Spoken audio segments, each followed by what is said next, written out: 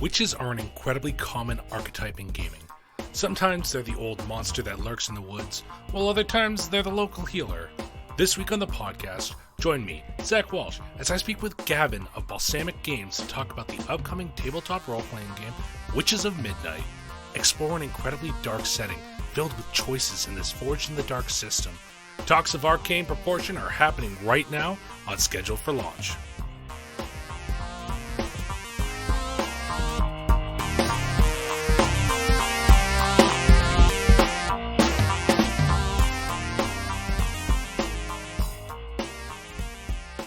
Welcome to Schedule for Launch, a podcast to discover the projects that you may have missed. This week, I am welcoming on another amazing creator for a really, really cool game.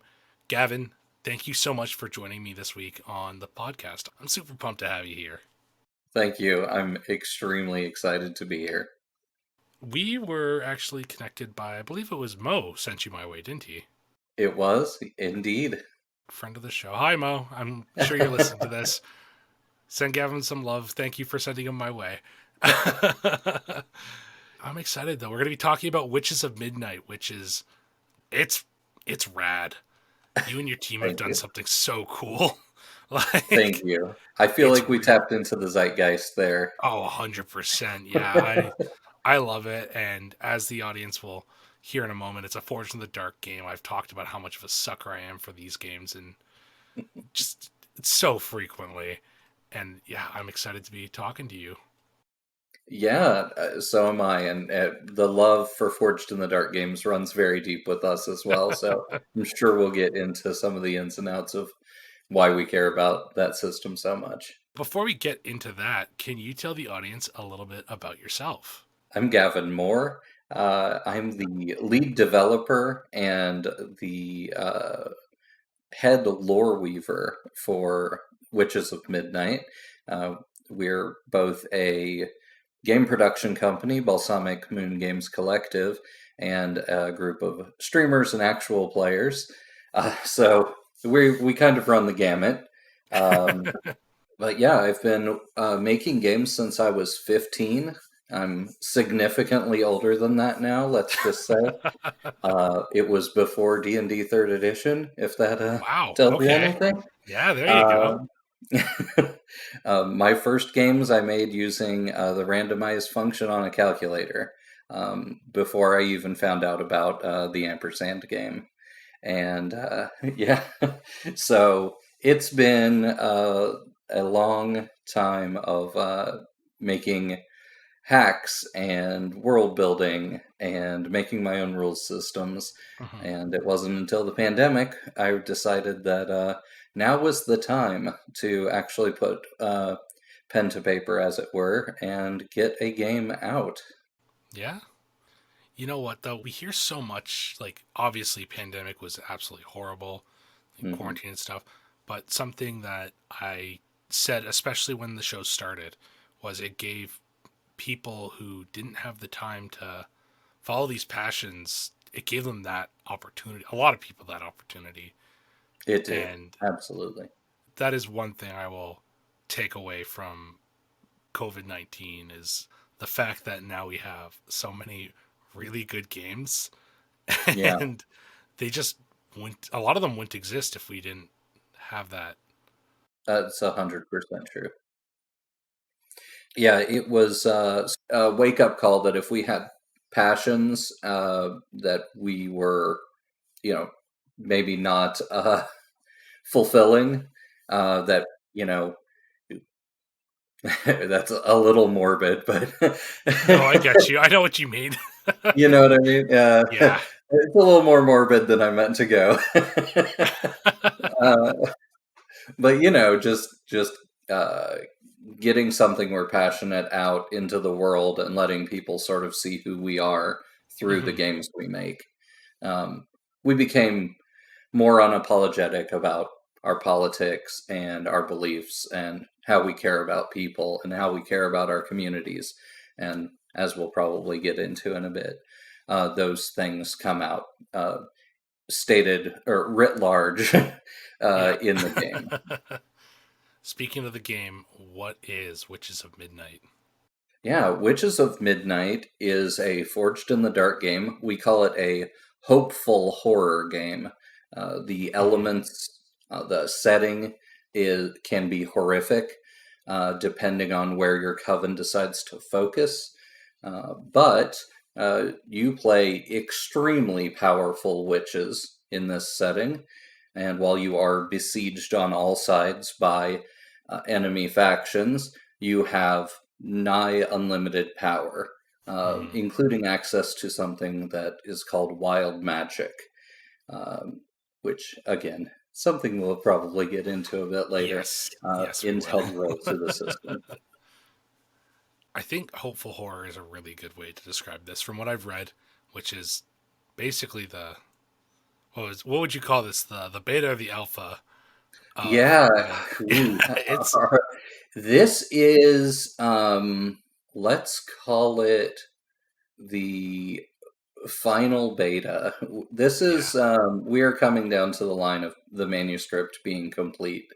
So we've been saying it's about 95% done, so much so that some of the sections have already gone to layout. Oh, So sweet. I didn't yeah, realize it was that far along. Like, it yeah, looks great.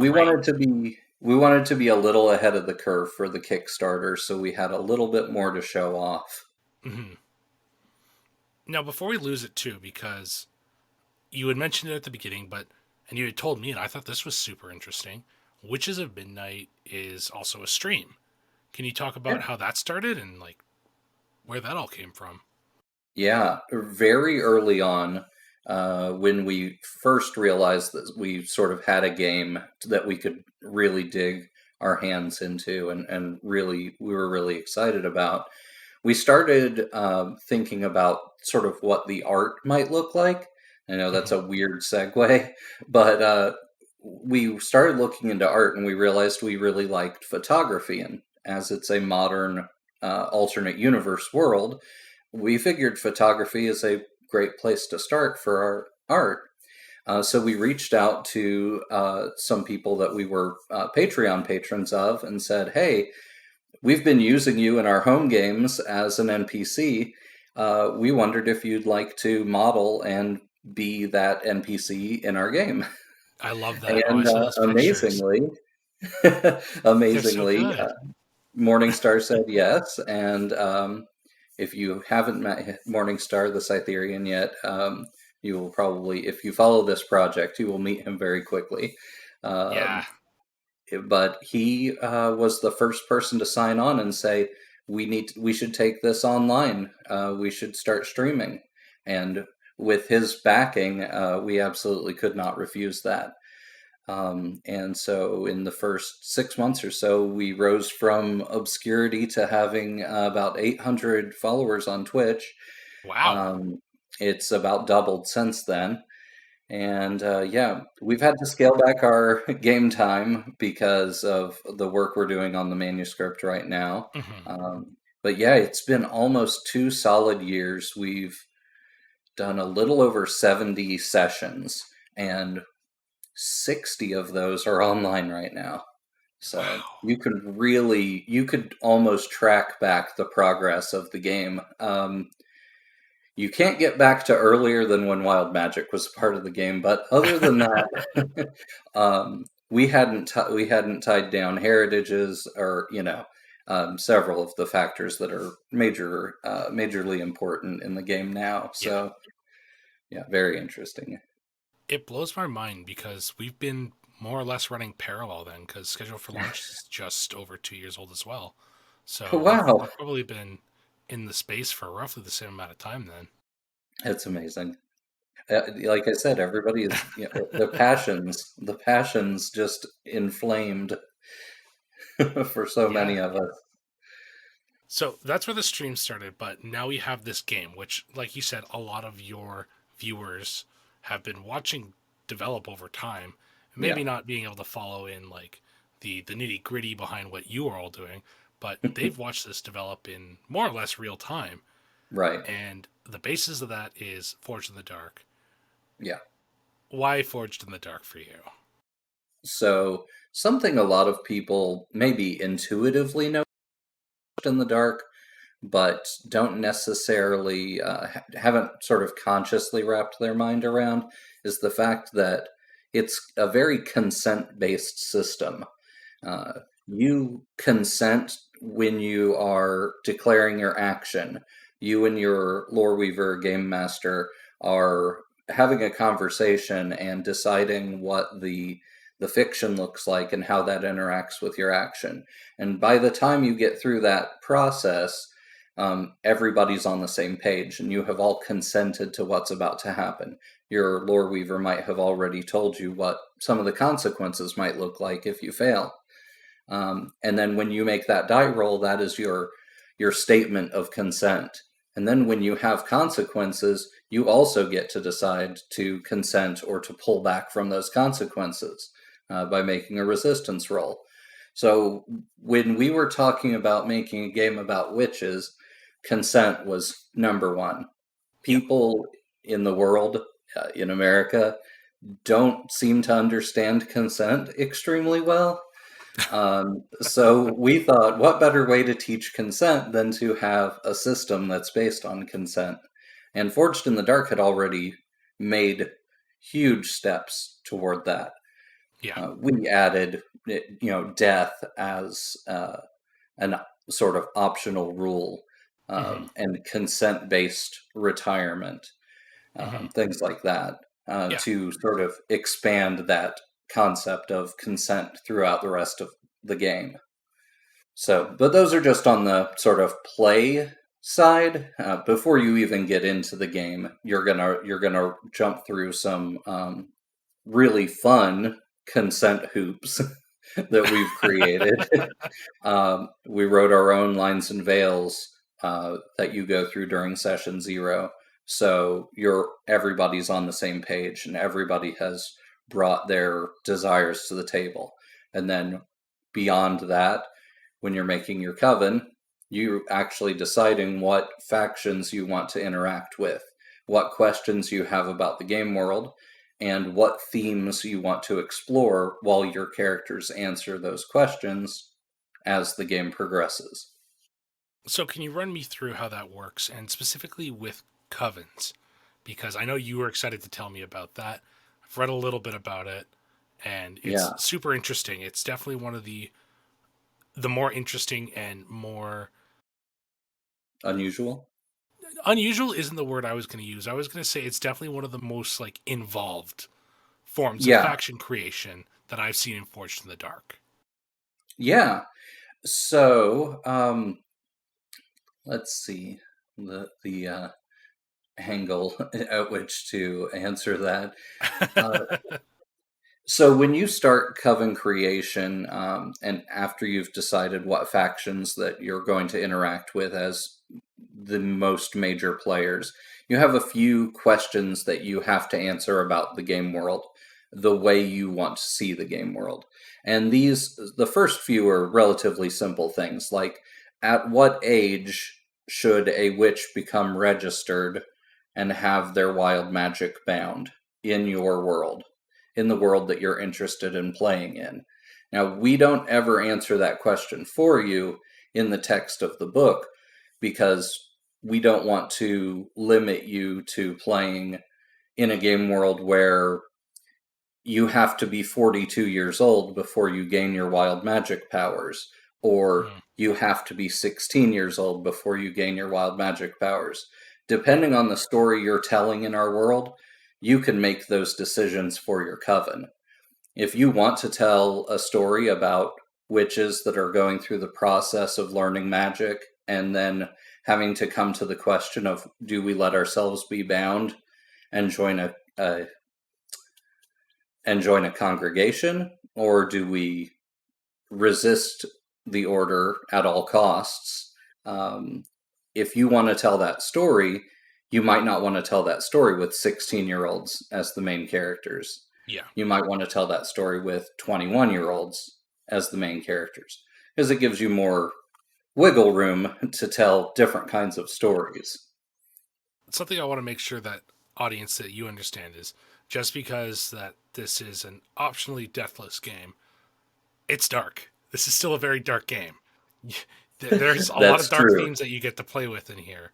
So don't worry. That part Yeah. of Forge of the Dark is still in here. Yeah, it's literally the darkest Forged in the Dark game.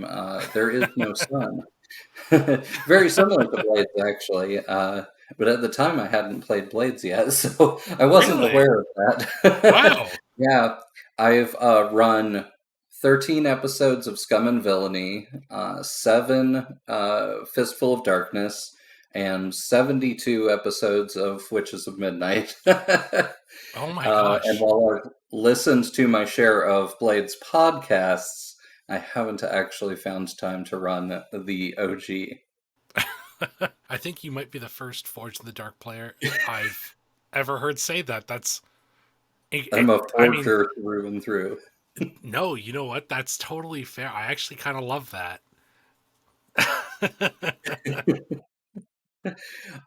So what I did was I just told you what the first question that we ask is, and like I said, it's about what age do witches become registered, Mhm. and that kind of hints at how dark your game is going to get in a way.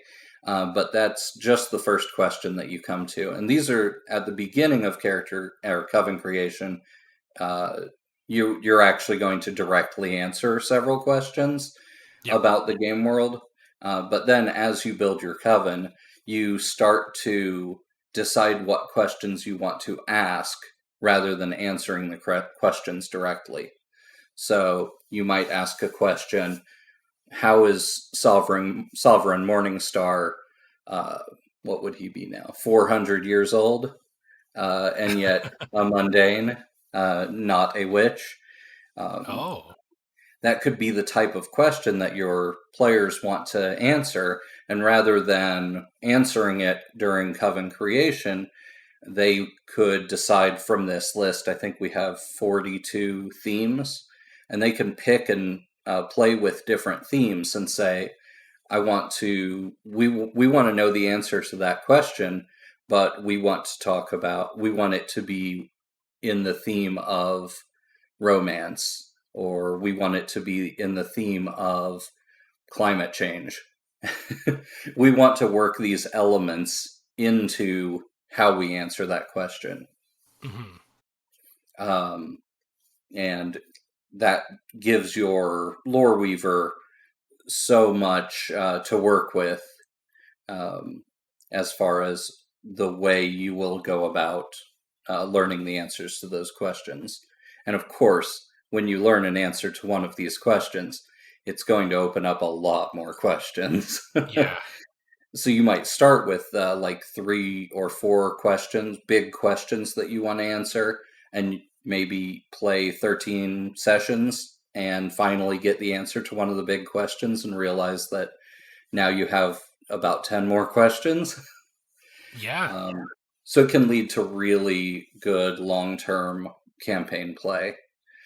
And you might start with 4 factions that you're interested in, and your lore weaver is going to sprinkle those other factions in as engagements Mhm. throughout your campaign.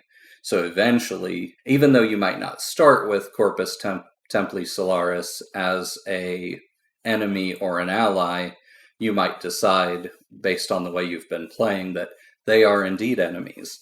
And then that can open up whole new avenues of play as well.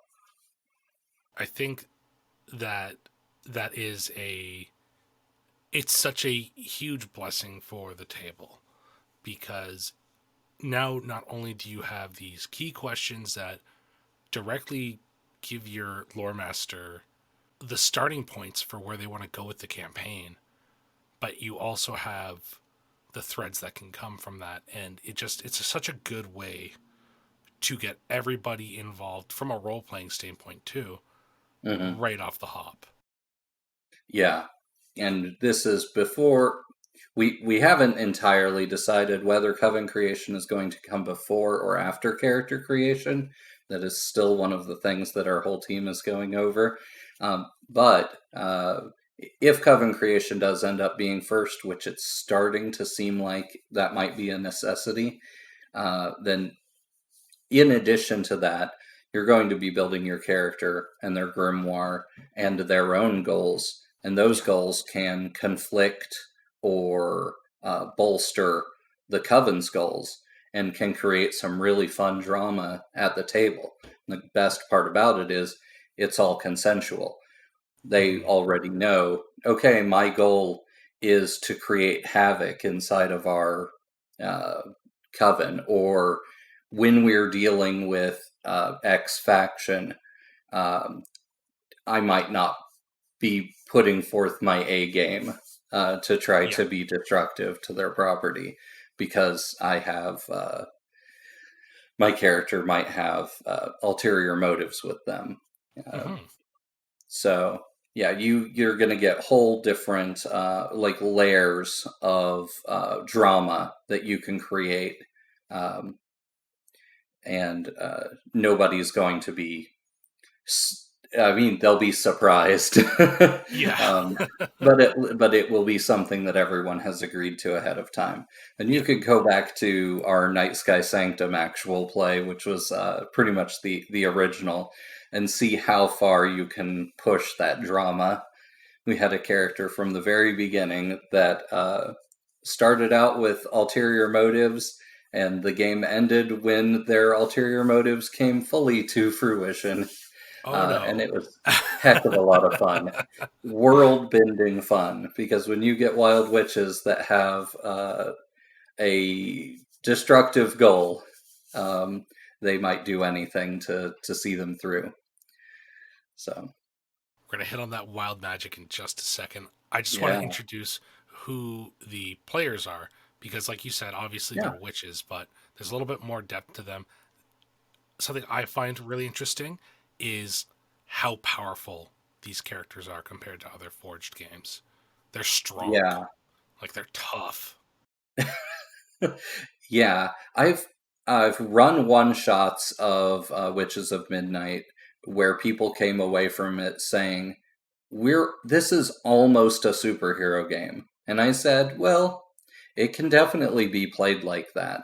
Um, it's you basically have a tool called casting style that allows you to sort of rein yourself back in. If you Hmm. want to play something like a superhero, then they could just cast magic by their will without any tools or special rituals or mentorship or anything. You Yep. know, they just think what they want to happen and it happens. You'll end up with sort of superheroic witches if you do that. But casting style is a way to sort of rein that back in and say, well, my character uses a wand, or Hmm. my character has to sing to cast spells. And then those are ways of sort of giving your lore weaver a little bit of leeway to put some roadblocks between you and casting your spells. Um, so, you know, disarming you of your wand if you're a wand caster, or uh, preventing you from speaking. You have to sing to cast spells, things like Hmm. that. But you gain experience whenever you're subjected to those types of restrictions. Yeah. But yes, grimoires. Yeah, that's what I wanted to get on. These are so cool. The grimoires are all so good. So yeah, we are finishing up the last four. When we are done, we will have 22 grimoires. So right now we have 17. We just finished one today. The grimoires are not. Here's what they're not. They aren't going to tell you how to do magic. That's the job of casting style. They aren't going to tell you that you can't play a Christian witch or that you can't play a voodoo witch. Those things are all up to you and your table and your lore weaver. But what they do tell you is what your character is specifically amazing at. And the first ever grimoire that we worked on was called the Baba. And they are a mix between a necromancer and a home guardian. So they have Oh, the ability to use a ritual to sense whatever is happening in their home at any time. So if you're out on an undertaking and worried that your familiar is in your home getting into trouble, you can do a short ritual in the game and you can see anything that's happening at your home, which in most cases is also the player's Coven stead. So the group hub. So if you're being if your Coven stead is being infiltrated, you can know about it and be there to be on the offensive before they get out.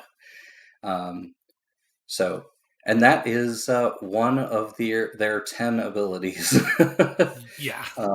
that a starting character has. So, yeah, Babas can animate the dead. They can steal people's life to heal their own wounds, or, of course, destroy their foes. Yeah. And a dozen or so other things. Every grimoire is on its own exceptionally powerful. It provides you with something that goes far beyond what a normal playbook does in a lot of other Forged in the Dark games. Mm-hmm. So you have all of the actions that you have in Forged in the Dark games, which already make a character feel pretty powerful if you've played any Forged in the Dark games like Blades or Scum and Villainy. You know that one good playbook power, can be. I reversed that. That having an extra dot in skirmish can be life changing. But these powers are similarly massive. They can look simple on the tin, like greater telekinesis allows you to telekinetically move objects with your mind. But there's a whole layer of metamagical mechanics that you can put on top of that one tiny little spell, to where if you wanted to cause an entire poltergeist scene where every pot and pan in an entire building was flying out of the shelves, it's just a matter of spending a little more essence. So yeah, the powers go pretty wild pretty fast. So we had one person recently use greater telekinesis and a surfboard that they pulled off the back of a car, and they used telekinesis to literally surf their entire group on the the East River to catch up to a fleeing boat. So That's awesome. That's so good.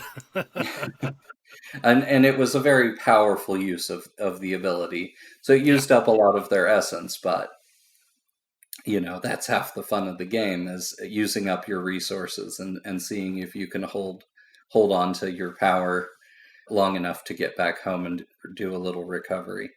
Mm-hmm. Just so people know, what is essence in Witches of Midnight? Yeah, so essence is a magical force that's all around everyone at all times, but witches have a particular ability to tap into it and to sort of store it in their bodies. Essence is what you use to use most of your powers. Some of your powers you can do passively and don't require it. The great thing about essence is it's not like willpower or stress. When you run out, your character's perfectly fine. You can basically pull essence out of the world around you and continue to do magic, but you suffer magical anomalies and glitches and things of that nature. The more essence, once you're out of essence, the more you try to pull in to use. So you're basically agreeing to, I'm going to have some extra consequences for doing this, but I need that essence. Yeah. Yeah, there is one downside to running out of essence, and that is if you were to take trauma and get, usually from willpower loss during a session, and you are also out of essence, you become disconnected from your magic. and that malady can take a session or more to fix, to rectify. Yeah, that sounds But really it can bad. be a lot of fun too. We had that happen relatively early on in one of our games before we started streaming. And the PCs were like, oh no, we will not idly sit by and watch you languish without magic. Instead, we're going to do an undertaking to make sure that you get your magic back. And so they went to the most powerful magical place they could, which is a faction known as the Floating Market, to petition the Fae to see if they could restore one of our PC's magic a little early. And I can tell you it went well and it went interestingly, and it did not go to plan. And almost nothing with the Fae does. That They actually works paid more than it perfectly. was worth. Oh, that's Sorry. so good. No, that's okay. So that actually works perfectly into something I wanted to bring up, and that's the fake clock. And Yeah. I feel like we're all, you know what? Let's hold off on the fake clock for just a Okay. second because I wanna get into wild magic because wild Yeah, magic sure. is really cool, and we've been talking magic. So, can tell me about wild magic, man. Let's Yeah. let's get into that. So, wild magic is your ability to take the things that are important to your character, your heritage, which we'll talk about later, your Hmm. aspect, which is a tarot card based on your character, and your grimoire, and you put those all together, and you can create any single magical effect, usually grand in its nature, that matches with one or more of those elements of your character. And you can create that magical effect at very little cost to yourself, but great cost to sort of the world around you. So you sort of make an unreality bubble around yourself, full of extremely wild and terrifying magic, and then you assert your will on that and blast it outward. And when you do that, you can create some pretty world changing effects. We have used it to. We had a character who was a shapeshifter but could not shapeshift into extremely complex things. They used it to shapeshift themselves into an ATV with giant bat wings Oh, um, that they used to carry the entire party away from their foes. Um, we had a character that used a sort of enhanced animate dead spell after they found out that the floor that they had been fighting on was actually a indoor cemetery, and literally raised an army of the dead from within the building they were in, and sent them against their foes. So yeah, it can. It's pretty much anything you can think of that you can get down to a single effect. You can do with wild magic. So we love to say, like the Raiders of the Ark uh, scene with the melting faces, yeah. absolutely possible. Um, but yeah, wild magic, when you cast wild magic, you, because of the damage that you do to the magical field around you, there is a faction who becomes instantly aware of what you've done and immediately starts to hunt you. They are a subordinate organization to the Order, which is the main villainous entity of the game world, called the Red Watch. And they are high tech soldiers that have a gem implanted in one of their eyes that allows them to see the magic field. Mm. And so, as soon as you do wild magic, they start the hunt, and that is when it is probably time to you want to make sure your magic succeeds, or that you have a getaway plan. See, this might be a wild pull, but Red Watch specifically. I don't know if you're familiar with this show, but did you ever watch Witch Hunter Robin? I have not. Red Watch is more or less what the main characters of that do. They monitor witches in a certain area, and as soon as magic is used, they hone in, and their job is to take them out. And that's what I think of, and that's a scary Wow, thought to me. It's that is it's awesome. really intense. It's like I think it's like an early 2000s anime. It's Yeah, 2002 apparently. yeah. Yeah, I've got to check that out.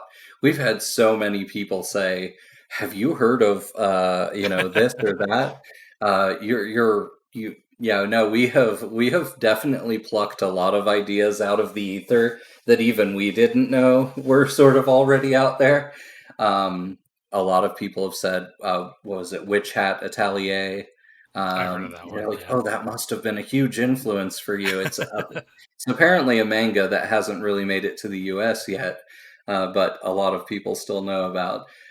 The Owl House, we've had comparisons to, yeah. um, which, if it weren't for a more adult audience, there are ways to play it, though. Because I've run it for our kids that ranged in age at the time from 10 to 14. I do know that it can be played with younger audiences, but Hmm. you do have to be a little careful with the potential for darkness.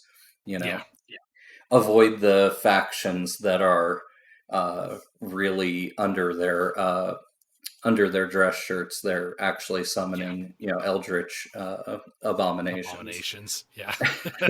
I was looking for that word too. Don't worry. Yeah.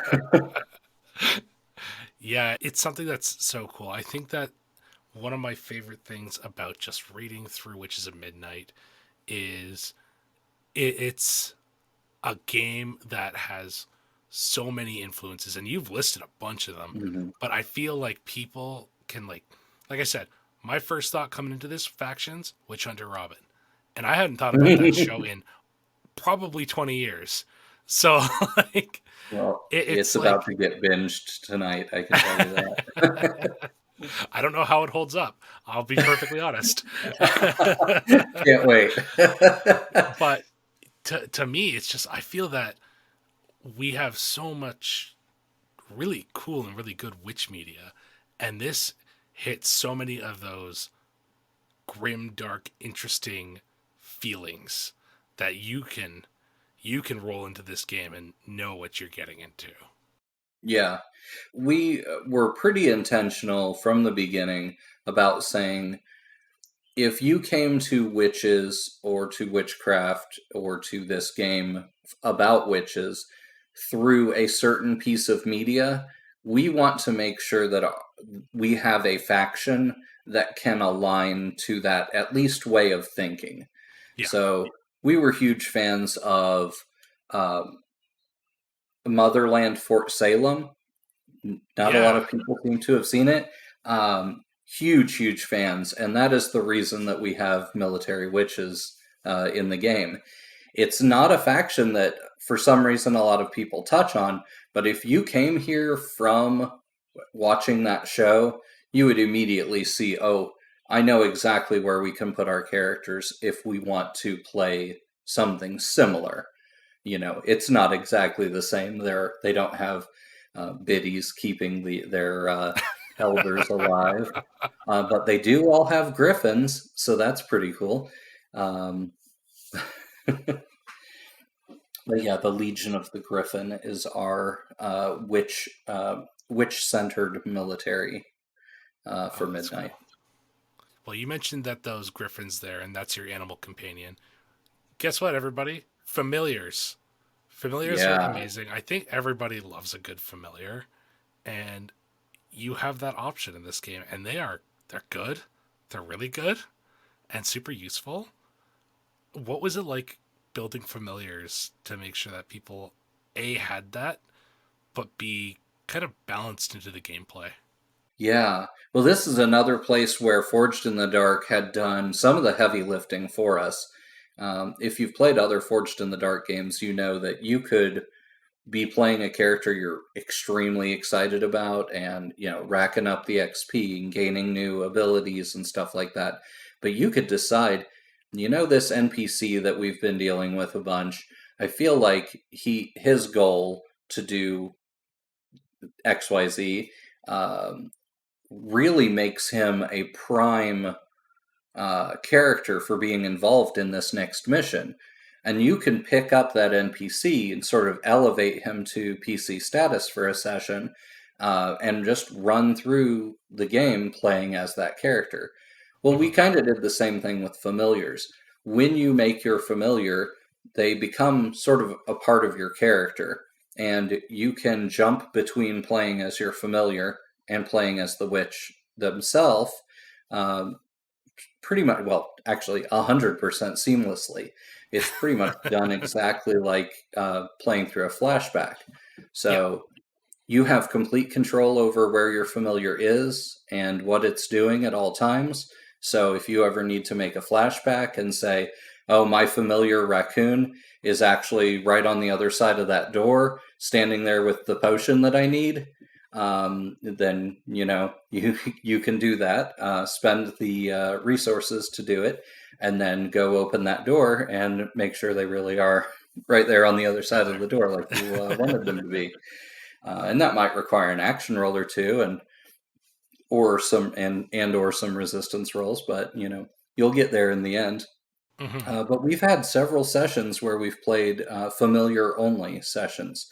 So the PCs are busy doing something, getting ready for a grand ritual or a holiday celebration, or just planning the next undertaking. And we can pick up with something that the whole group's familiars are interested in doing, and play those familiars for a session. So, yeah, they you have complete leeway as a player when you're developing your familiar. They are normally what we call non-human natural animals, but that doesn't prevent them from also being ghosts or from being resurrected pets. Or Yeah. any other thing that you want to do with your familiar. So, your familiar is part of your character's storyline. So, it's something we want you to build easily as part of character creation, but then we want you to sort of reach into that bag and pull out story bits and pull out drama bits as the game goes on, and sort of tell us more about your familiar as the game goes on. Hmm. Did you get your familiar from another witch? Was it passed down from your parents? Did your original familiar die in some unusual circumstances, and this familiar is your second one, and it's never been quite the same? uh, or your pet dog died when you were a kid, and the first time you realized you were a witch, you brought it back from the dead, and now it's your familiar. So you have so much room to play with what you want to do with your familiar, Yeah. and it can be a lot of fun. And we've had familiars that range from microscopic all the way up to like a bull moose. So I love that. um, I like a familiar personally. This is just personal preference. I like a familiar that can fit through vents. Yeah. So I That's don't fair. usually go any bigger than that. Yeah. I think too something that I really like about the familiar system and grimoire specifically is how many of these grimoire abilities also give a bump to your familiar. Like I'm a Mm, huge fan of the animist. yeah. I've always been a huge fan of that entire just like genre of magic. And when I saw the mythical familiar ability, I was like, I'll, I'd probably play this one. This is probably the one that I would play. Yeah. Yeah. Animists have changed a lot since the beginning, but so the version you saw is nearly final. So I'm glad Yeah, you're enjoying that. Yeah, animists are kind of the light side half of what the other one is, the cosmic. yeah, The also super cosmic cool. Very into that reaches too. into the far reaches of the astral plane and finds a patron spirit or creature that they gain their powers from, and an animist reaches into the natural world and finds a patron spirit from there. So it could be anything from a god or goddess from mythology, or it could be literally the concept of a bear. Yeah, Could be good enough to be your patron. So yeah, if your patron is a bear, you can just sort of layer all these bear abilities on top of whatever your Mhm. familiar already is. So yeah, gives you a ton of leeway for making exceptionally powerful and exceptionally unique familiars. I think there are 3 such powers now, and we just added a 4th literally earlier today with the Harpy Grimoire. Yes. Now, is Harpy one of the heritage grimoires? It is, yep. It is the Okay. Lilitu heritage. Okay. So let's talk a little bit about heritages before we start wrapping things up, because I Yeah. think, like I said, I think I said it before the show, but I love the heritages.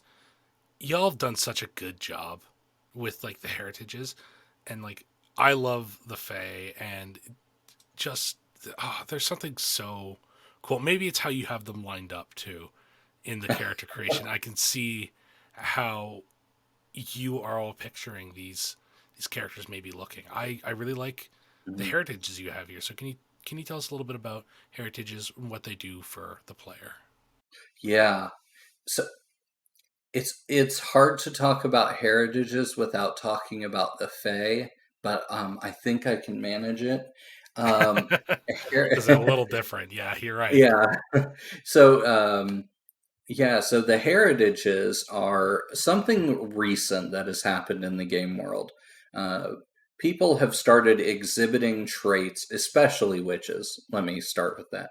Mm-hmm. Witches have been, over the last 75 years or so, exhibiting these traits of mythological creatures, gods and goddesses, things of that nature, even cryptids.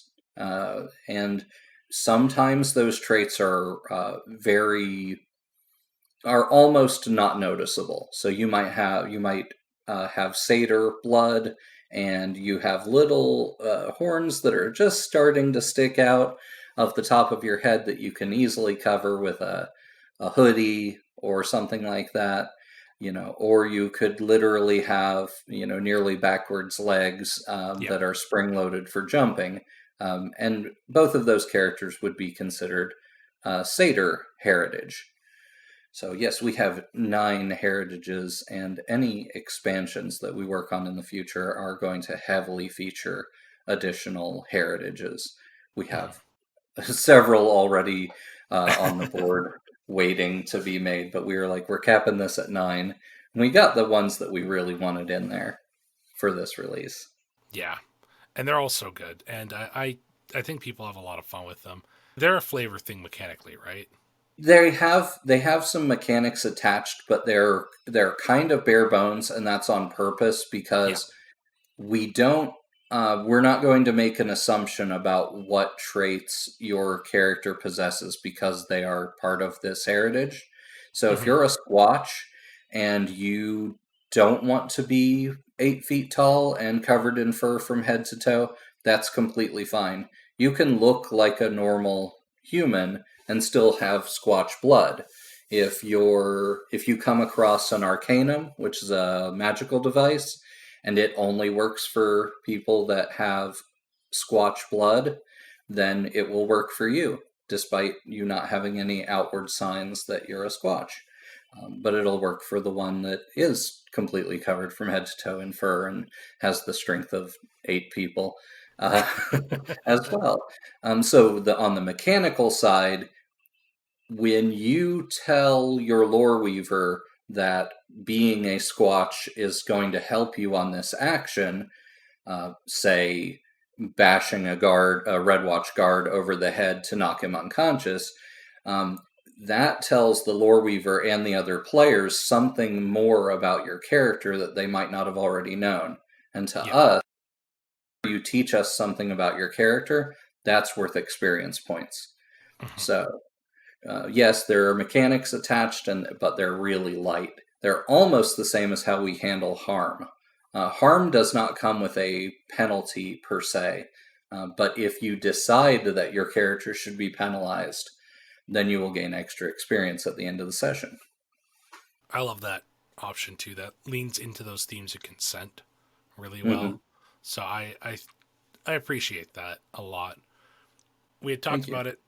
Oh, you're welcome. We had talked about it a little bit earlier, and we just mentioned the difference between like heritages and Fae. Fae Hmm. are super powerful in here, and there's the Fae role. I wanted to talk about that because it works a little different than what's called the Devil's Hmm. Bargain in other Forged in the Dark games. So, can you talk about the Fae role and specifically the Fae? I think it's called the Fae Timer or the Fae Clock. The Fey bargain clock, That's which it. has now been just shortened to the bargain clock, because Okay. there are now so many grimoires that use other types of bargains. But it did originally start out, and if you play the quick start, which is available for free right now, in the quick start there are only Fey bargains. But let's jump into it as Fey bargains because the Fey are extremely important in the game. Yeah. If you've played other Forged in the Dark games and you know about Devil's Bargains, then you know they have this really interesting effect on the game. They let you as a player create some extra complications for yourself in exchange for an extra die on your action roll. Well, we take that a step further. There actually is a devil, of course, in our case, it's the Fae, that's providing you these bargains. So we have invisible Fae that are sort of running around in the world all the time that even witches generally don't see. And when you need a Fae bargain, your character is sort of just reaching out with their mind and saying, I need help with this. And any nearby Fae are going to come to your aid. Now, they expect that to be paid back with interest at a later time. So as you take Fey bargains, you add to your bargain clock. And when your bargain clock fills, you now have a contract. And that contract becomes a physical, well, in some games it's a physical representation. We actually had uh, coins that you were handed from Faye that Mm. said, "You owe me a bargain. You Oh owe me no. a contract." And Oh so boy. basically, they are what the Fae use to barter amongst themselves. But the Fae are not player characters. No. So when a Fae comes calling and says, "You owe a contract," then you pretty much have to do what they say. We call those Fey entanglements. So you've got regular entanglements that affect the entire coven, and then you have Fey entanglements. And usually those are going to be resolved during an undertaking. So if your coven is going off and doing an undertaking, maybe you'll be able to resolve your Fey contract while you're doing that undertaking. That way, it doesn't interrupt the game too much. Mhm. But you might develop a relationship with that Fae based on the things that they are having you do. Yep. It might be a good relationship or it might be a bad relationship. Um, so it really brings the Fae factions into play no matter what factions you decide are going to be sort of in the forefront of the game at Coven creation. Mhm. It's a way of bringing in all the Fey factions.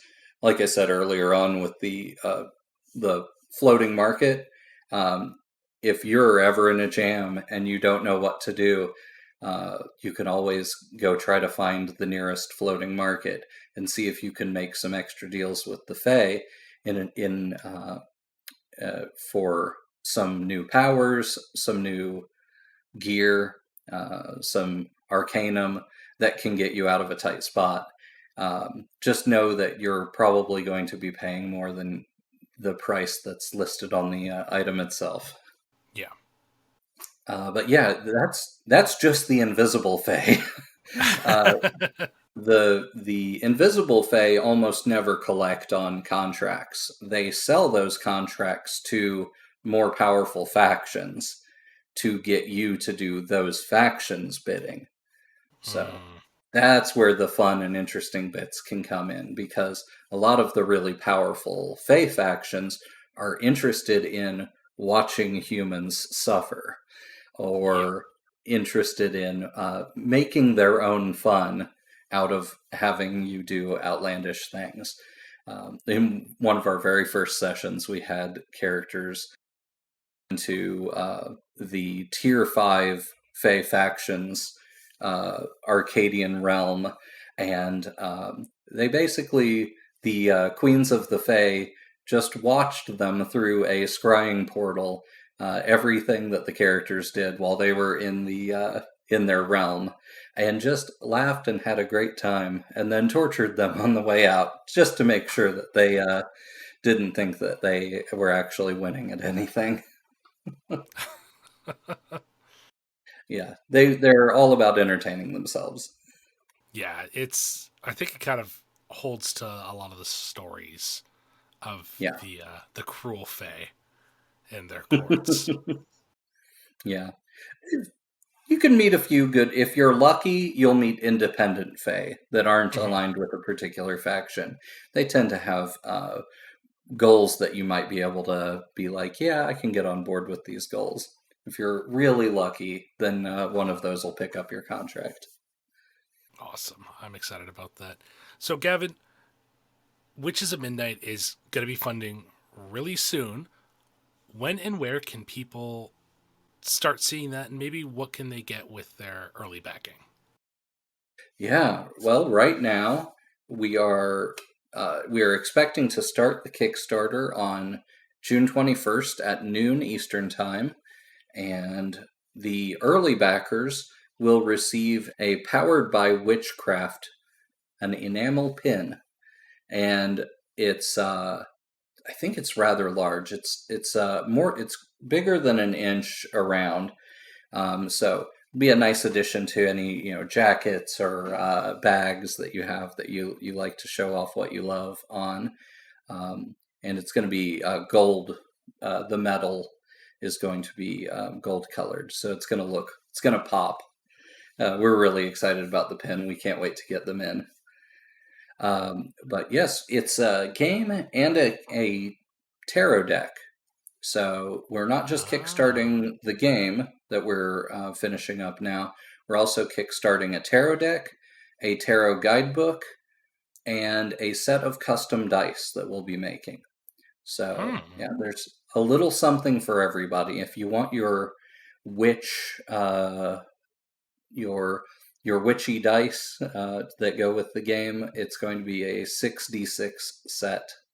So perfect for the game and really any Forged in the Dark games. The tarot deck is coming along great.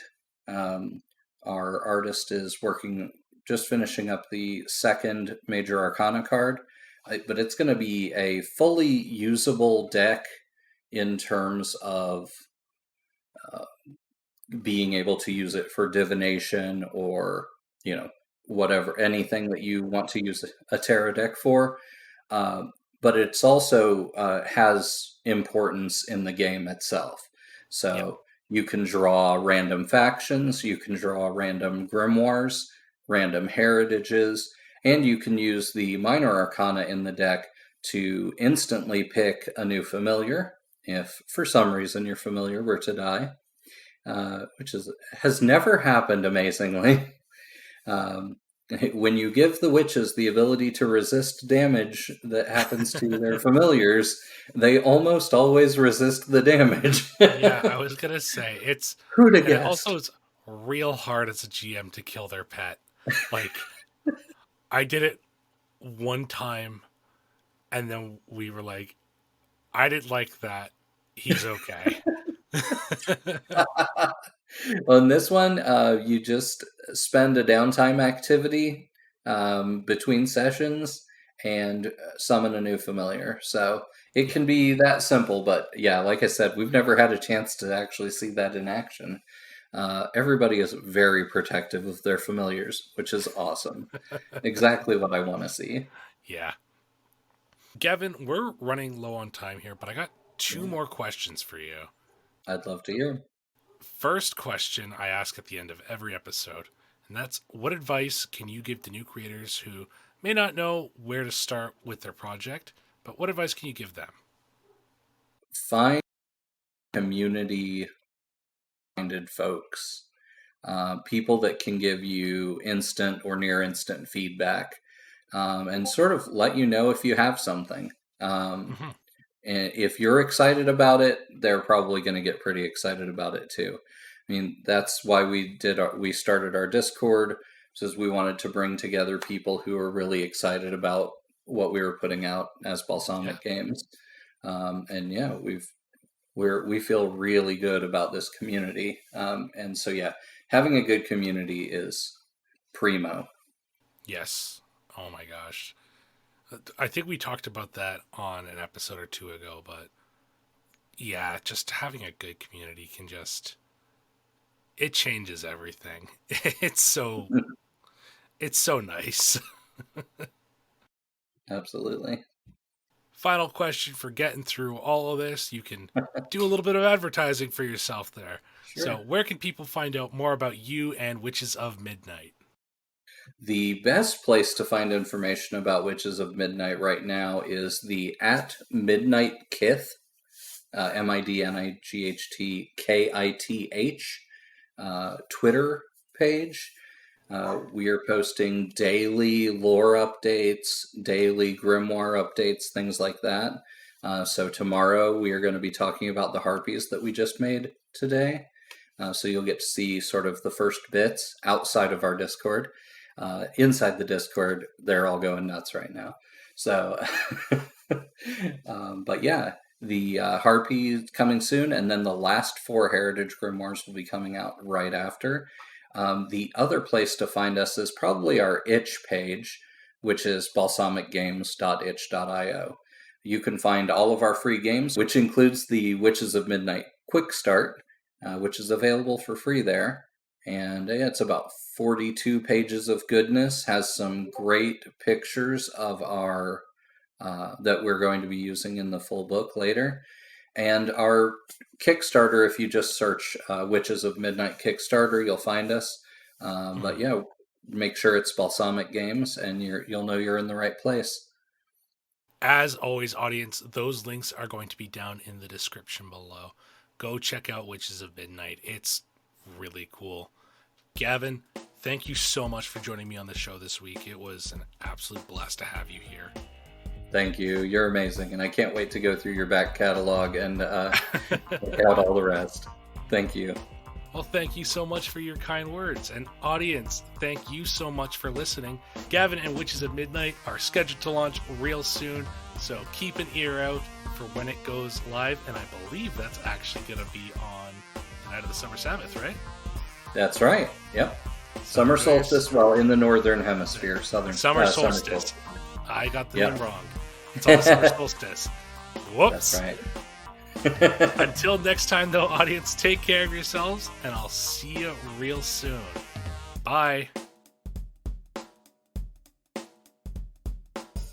Thank you so much to Gavin for joining me on the show this week. There was so much more that I wanted to talk to them about, but we just didn't have the time. The tarot system and the other grimoires were especially intriguing to me. If you enjoyed what you heard and you want to hear more about Witches of Midnight, then please go check out Balsamic Games, check out their stream, and set up a reminder on launch for the Kickstarter, because this game's looking absolutely amazing.